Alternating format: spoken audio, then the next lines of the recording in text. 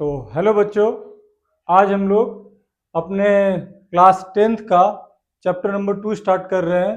That is periodic classification of elements. ठीक है। अब ये चैप्टर पढ़ना ही क्यों जरूरी है, इस चैप्टर में क्या है, क्लासिफिकेशन क्यों करना जरूरी है, तो ये जानना बहुत जरूरी है कि इस चैप्टर में क्लासिफिकेशन क्यों करना जरूरी है। तो जैसे हमारे पास एलिमेंट्स है, बहुत सारे एलिमेंट्स है, जो भी इस धरती के ऊपर जो भी चीज दिख रहे हैं, जैसे पेन दिख रहा है, ये भी किससे बना हुआ है, एलिमेंट से बना हुआ है। कुछ भी हम जो चीज देख रहे हैं वो सारा किससे बना हुआ है, एलिमेंट से बने हुए। ठीक है। फंडामेंटल स्ट्रक्चर है। अगर कोई भी चीज है, जैसे नमक है मेरे पास, दैट इज NaCl, ये किससे बना हुआ है, दो एलिमेंट से मिलके बना हुआ है, सोडियम और क्लोरीन से मिलके बना हुआ है। ठीक है। अब इसमें सोडियम क्या है, मेटल है, और क्लोरीन क्या है, नॉन मेटल है। ठीक है। ये कैसे पता चला मुझे, तो वो क्लासिफिकेशन के द्वारा ही समझ में आया मुझे कि ये मेटल है और ये नॉन मेटल है। हमको क्लासिफिकेशन इसलिए करना जरूरी है कि ये कौन सी ये प्रॉपर्टीज किसके साथ मैच करेगी और इसके साथ कौन कौन से मेटल है, उस मेटल्स के ग्रुप को अलग करेंगे, हम नॉन मेटल्स के ग्रुप को अलग करेंगे।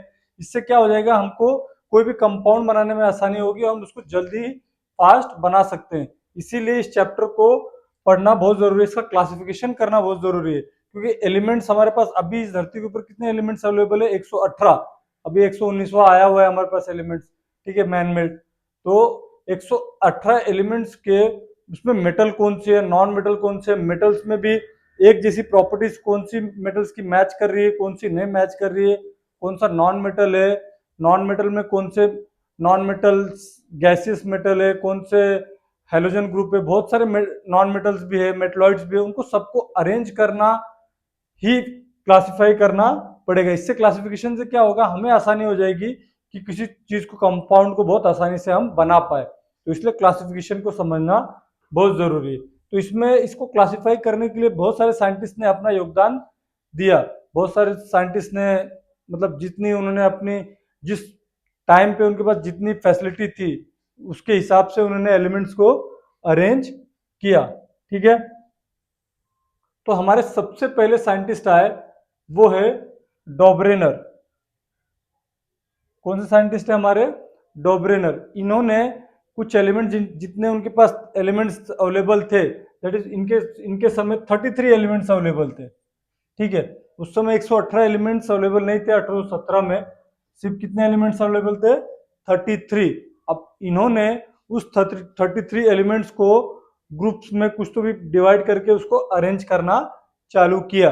ठीक है। तो उन्होंने किस तरह अरेंज किया इस एलिमेंट्स को, तो उन्होंने क्या किया, ही arrange the three elements in a triads in an increasing order of their atomic masses। ठीक है। अब जितने 33 एलिमेंट्स थे उनके मासेस के हिसाब से, कि जिसका वजन सबसे कम है उसको फर्स्ट पे रखा, जिसका उससे ज्यादा है सेकंड पे रखा, 3 पे रखा, 4 पे रखा, 5 पे रखा, ऐसे अरेंज करना चालू किया। ठीक है। And show that the atomic mass of the middle element was approximately equal to the mean of atomic masses of the other two elements। तो क्या कह रहे हैं, he arranged the three elements in a triads in an increasing order of atomic masses and so that the atomic mass of the middle element was approximately equal to the mean of atomic mass of other two element। तो इन्होंने क्या किया कि कुछ कुछ elements के तीन तीन के ग्रुप बनाए, वो भी जिसकी केमिकल प्रॉपर्टीज मैच करती है एक दूसरे के साथ, उनके तीन तीन के ग्रुप बनाए। और कितने एलिमेंट्स अवेलेबल थे उनके पास, 33 एलिमेंट्स। कितने एलिमेंट्स अवेलेबल थे, 33 एलिमेंट्स। तो उन्होंने क्या किया, देखो यहाँ पे ग्रुप बनाया है, इसको थोड़ा जूम करके दिखा देता हूं मैं।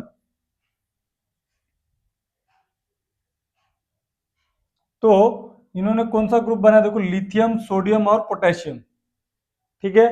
लिथियम, सोडियम और पोटेशियम का ग्रुप बनाया। अब इसमें बीच वाला एलिमेंट कौन सा है, देखो, लिथियम, सोडियम, पोटेशियम, बीच वाला कौन सा है, सोडियम है। ठीक है। लिथियम का एटॉमिक मास कितना है हमारे पास, 6.9। ठीक है।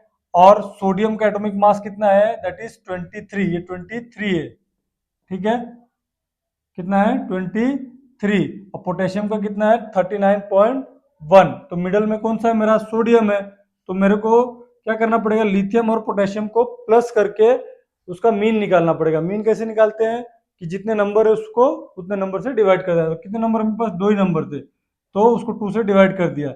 लिथियम का एटॉमिक मास कितना है 6.9 और पोटेशियम का कितना है दैट इज 39.1 प्लस करके 2 से डिवाइड किया कितना आ रहा है यहाँ पे 23 आ रहा है। तो ये किसको मैच कर जा रहा है सोडियम को। ठीक है और यहाँ पे अगला है हमारा that is calcium, calcium strontium और बेरियम। तो बीच में कौन सा आ रहा है स्ट्रोंटियम आ रहा है।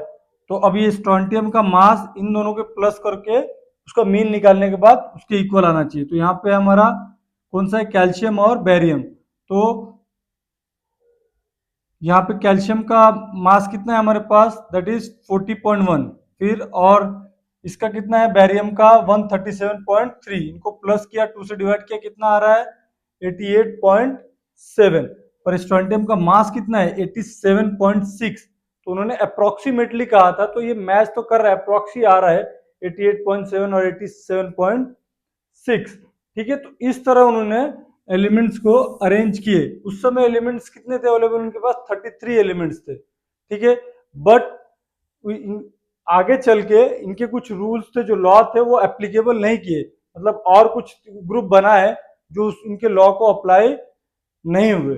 ठीक है तो बाद में इसको डिसअप्रूव किया गया और अदर कुछ साइंटिस्ट आए उन्होंने अपने लॉज बताए। तो इन्होंने